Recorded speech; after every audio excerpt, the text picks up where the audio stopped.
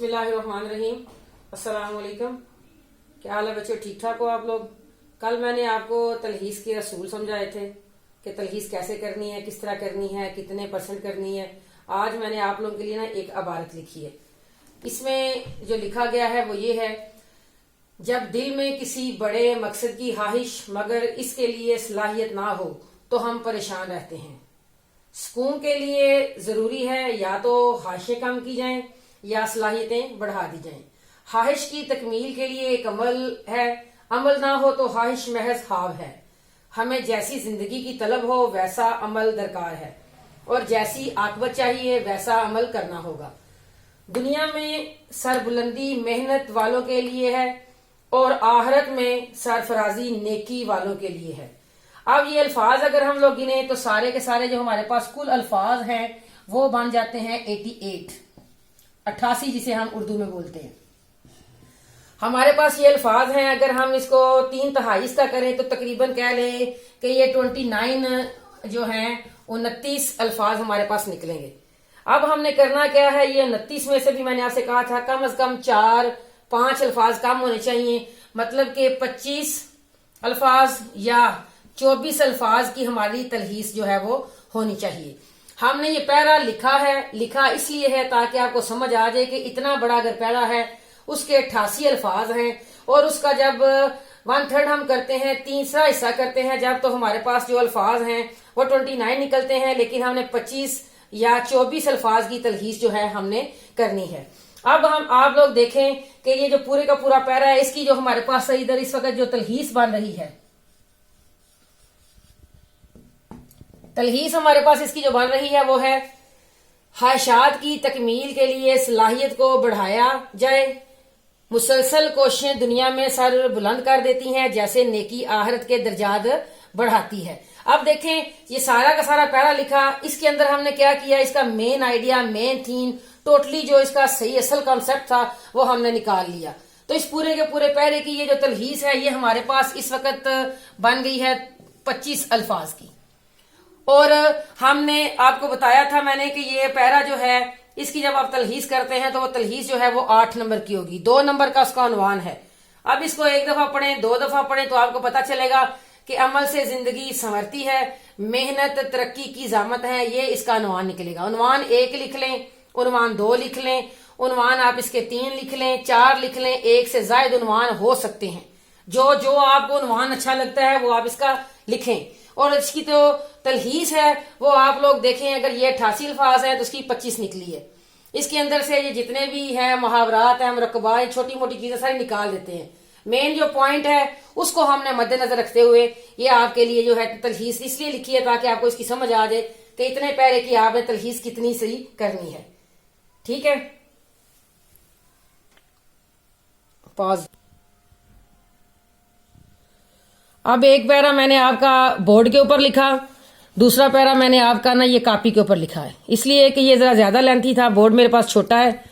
यहां पर देखें जो मैं आपको असल चीज समझाना चाह रही हूं वो ये है कि इकबाल हमारे कौमी शायर हैं, वो फलसफी भी हैं और शायर भी, सियासतदान भी हैं। उन्होंने राह रात से भटकी हुई मुसलमान कौम को सीधा रास्ता दिखाया, इन्हें हाल की पस्तियों का एहसास दिलाते हुए एक ताबिंदा मुस्तकबिल की तामीर पर आमादा किया और इनके कलाम हमारे दिलों में जो है समा गया। एक अब्रे नो बहार फजाओं पे छा गया, एक अब्रे नो बहार फजाओं पे छा गया, इकबाल इस चमन की रगों में समा गया। इकबाल एक ऐसे अजीम इंसान थे जो सदियों की गर्दिश के बाद जन्म लेते हैं और जिनकी अजमत को ना गर्दिशे जमाना धुंधला सकती है ना कब्र की तारीकी। मर्गो जीस्त का सिलसिला पहलू बेपहलू चलता है, इंसान पैदा होते हैं और खत्म हो जाते हैं, सितारे उभरते हैं और मिट जाते हैं, चांद निकलता है और गरूब हो जाता है।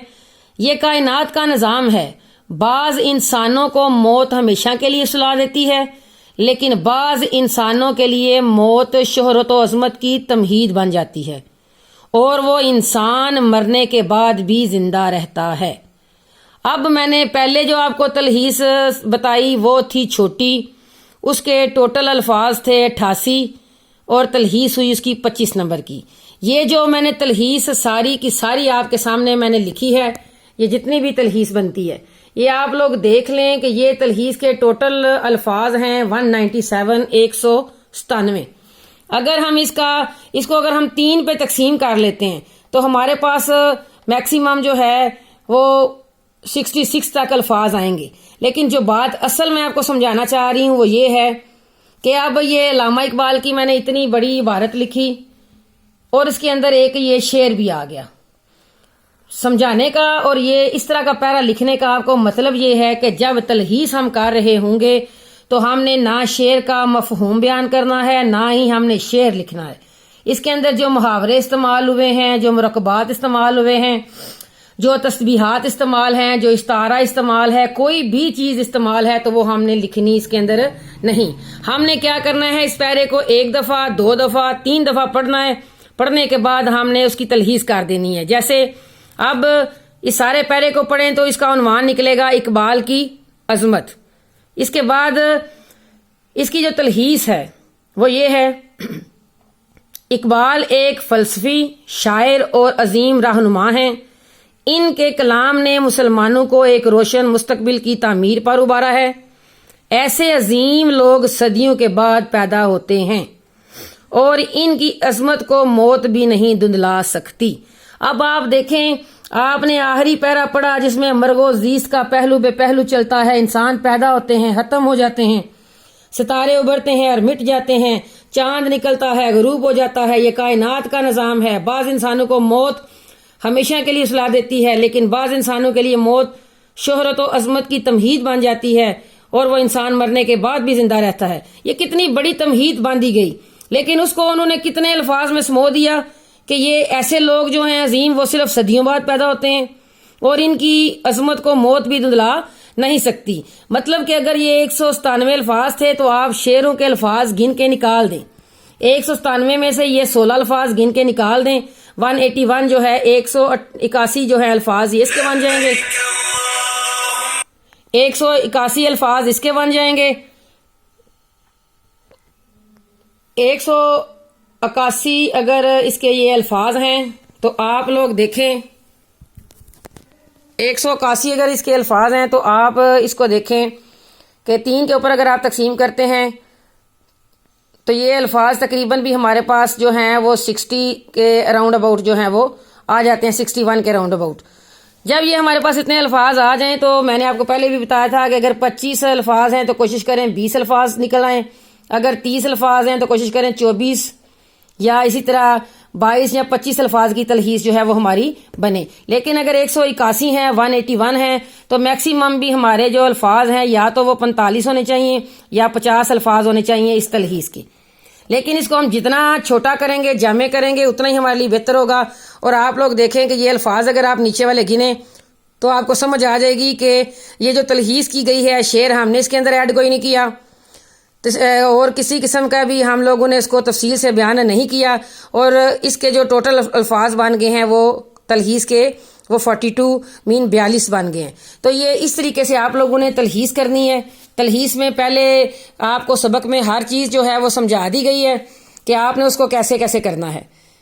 تو یہ آپ کو 2 عبارتیں اس لیے سمجھائیں آج تاکہ آپ کو سمجھ آ جائے کہ یہ جو تلخیص ہے اس کو آپ لوگوں نے کس طرح پڑھنا ہے. 2-3 دفعہ اس کو ریپیٹ کرنا ہے، پھر جا کے آپ نے اس کا عنوان نکالنا ہے. عنوان نکالنے کے بعد آپ نے جو ہے اس کو سوال کو مکمل کر دینا ہے.